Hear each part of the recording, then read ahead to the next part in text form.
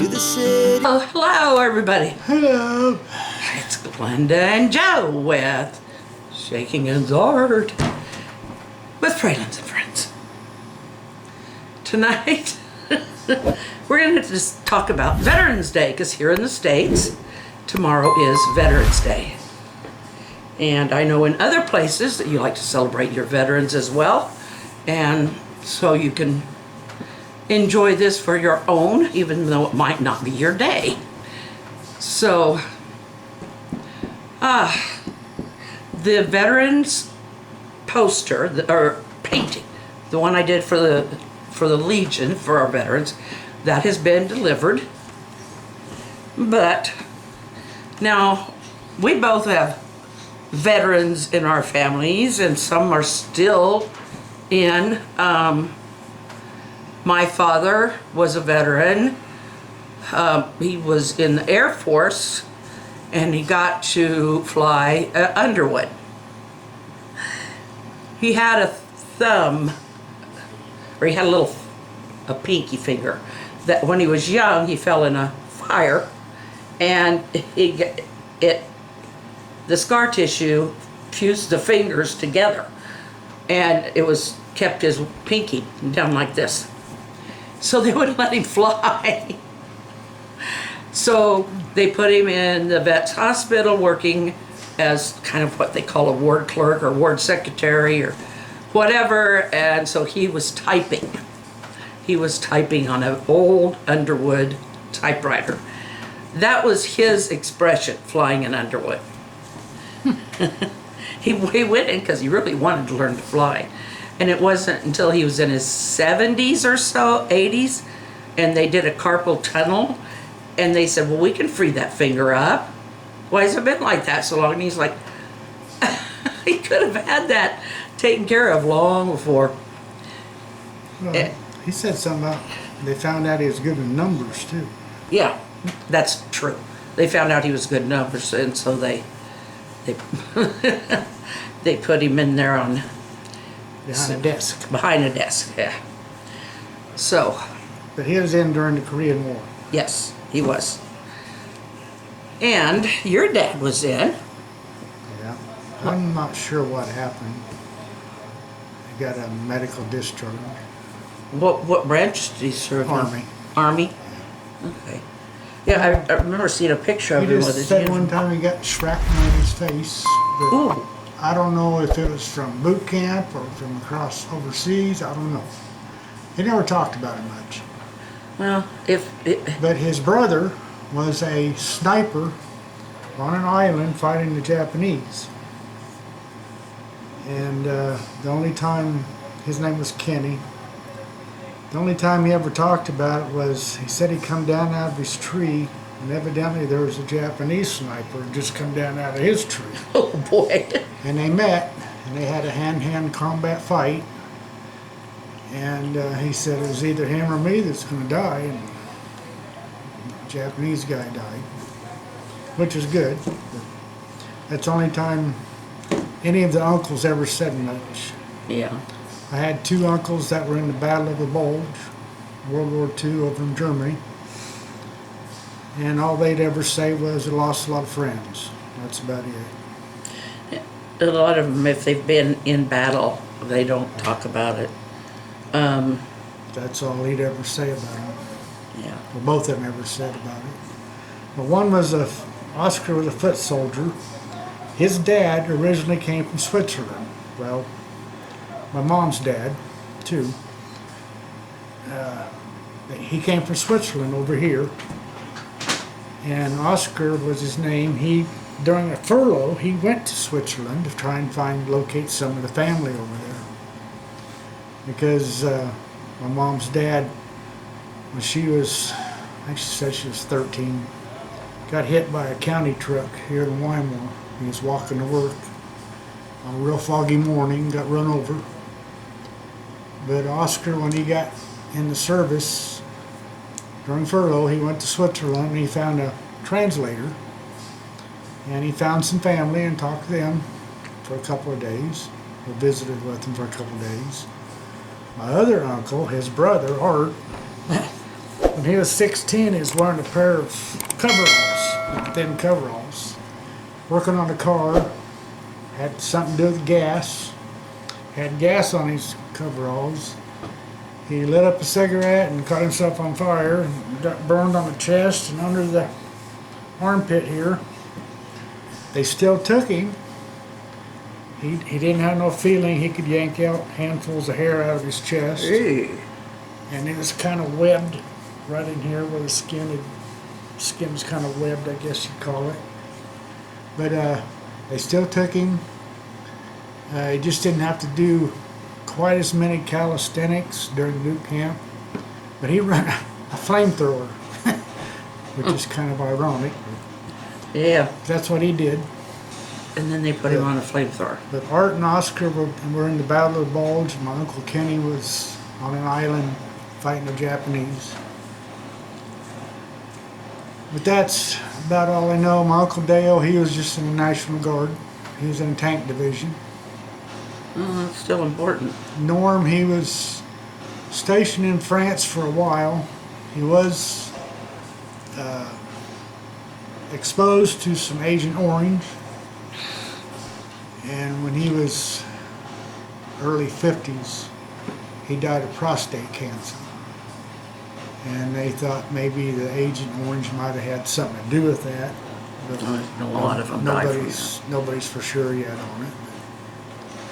Yeah, that Agent Orange, if I understand right, because Vietnam was so heavily forested and stuff, it was so easy for the North Vietnamese to hide and to hide where they were if they were underground. And so if I understand right, that was supposed to be an herbicide, which would have, I'm sure, was also tragic for the ecosystem.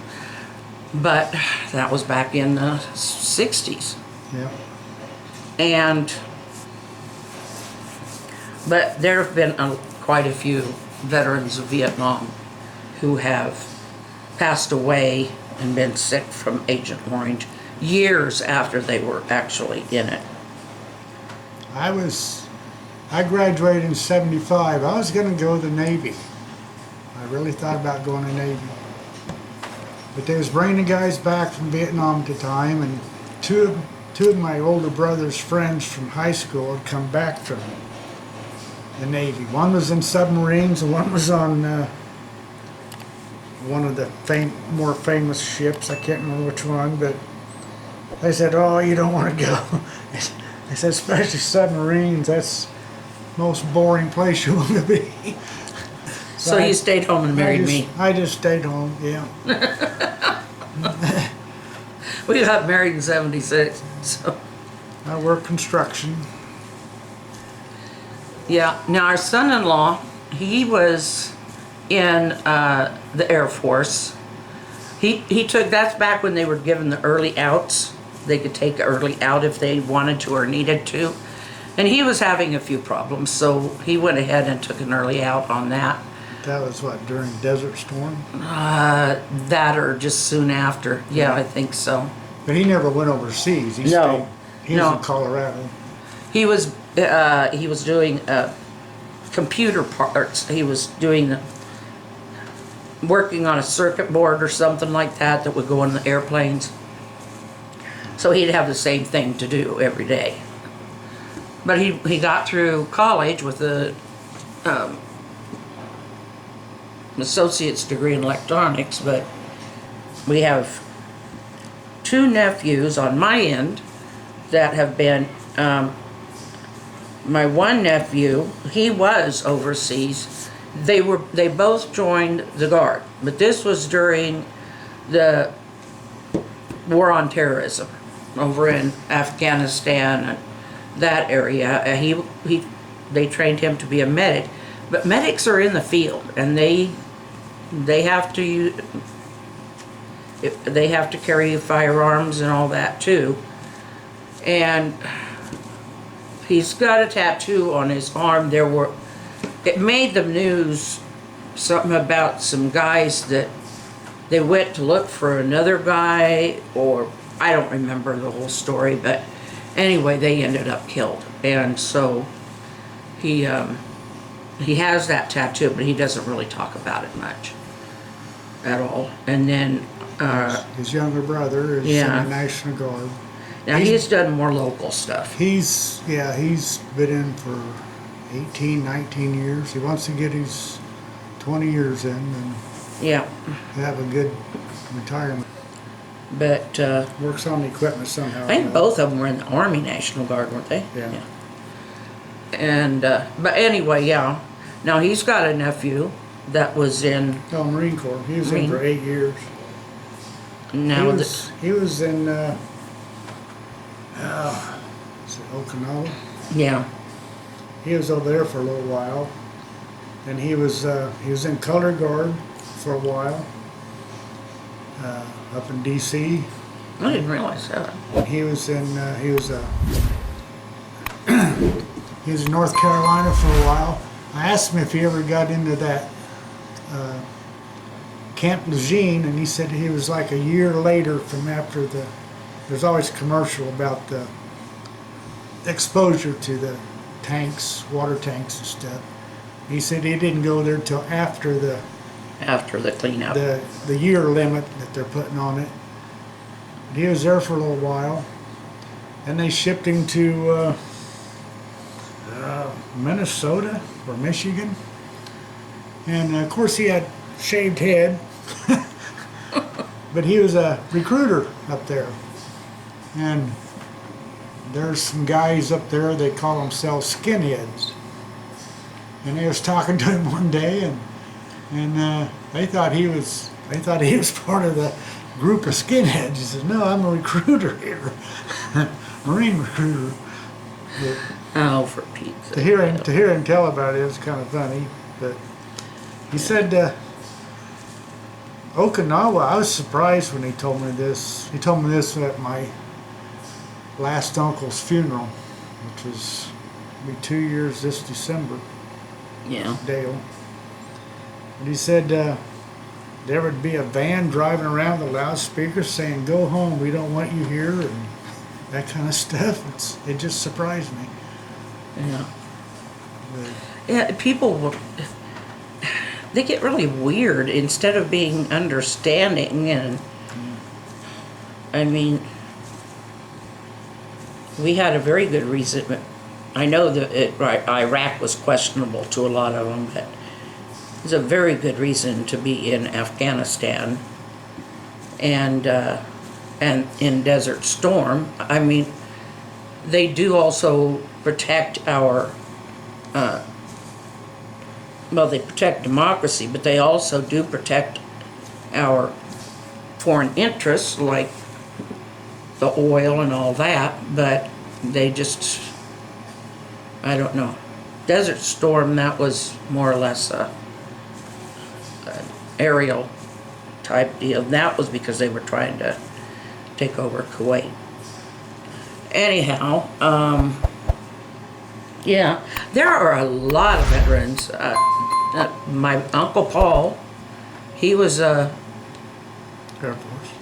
no, he was He was the Air Force. Uncle Paul? Yes. All right, I thought he was in Navy. Anyway, Well, I thought it was Air Force. it might have been. I mean, I don't get things right all the time. But I don't know about all my other uncles if they were in. he was instructor. He was instructor on making bombs or missiles. Yeah, Something a like kind that. of missile. They're in. I know he did go to California. Hawaii quite a bit, but I always thought he was in Air Force.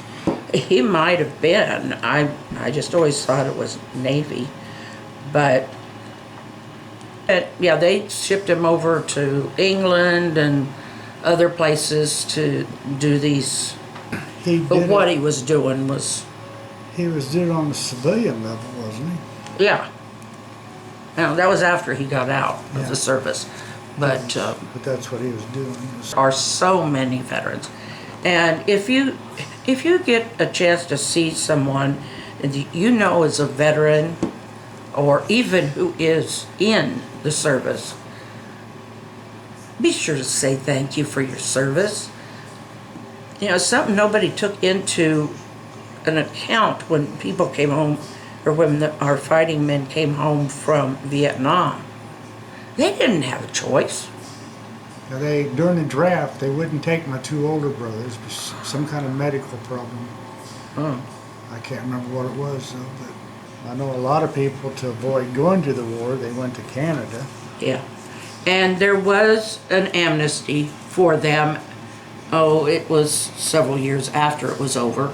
Yeah. After they'd been, I can't remember if it was Ford or Carter, or who it was. Maybe, I don't think it was Nixon, maybe it was. They came back during one of his administrations. Let's see, I started Peterson's in '76. I'm thinking it's Carter. Sounds like Because- something Carter probably would have done. Because one of the guys was always teasing peanuts, that kind of stuff. So that's why I'm thinking about It sounds like something that Carter would have done. it. We voted Yes, we did. Long time We ago. voted. long time ago. But the thing of it is, I'm not going to tell you who I voted for. Because we have a private and secret ballot in this country for a reason. And just because somebody goes out there and says they're supporting a certain person or candidate or whatever, hey, or that they voted for this person or that person, we can disagree without harming one another or without trying to kill somebody or something over the difference in ideas. I do wish you a very happy Veterans Day if you are a veteran, and we appreciate you. We really do. If your family member was a veteran and not still alive, well, we appreciate them very much. So we will see you tomorrow. If you are a veteran or have a relation that were a veteran, thank you for the Yes. service. Thank you so much. So, it's hopefully been a positive talk. I know we haven't smiled or laughed a lot, but I don't think it's one to smile or laugh a lot about, you know, so, I mean, We could stick these on our noses. No, you're gonna do it. I'm not gonna do it. I voted. I'll see you tomorrow. Love you. Bye.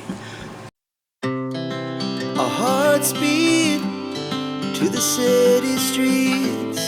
We began to feel the fire. We rise like tall buildings as the candle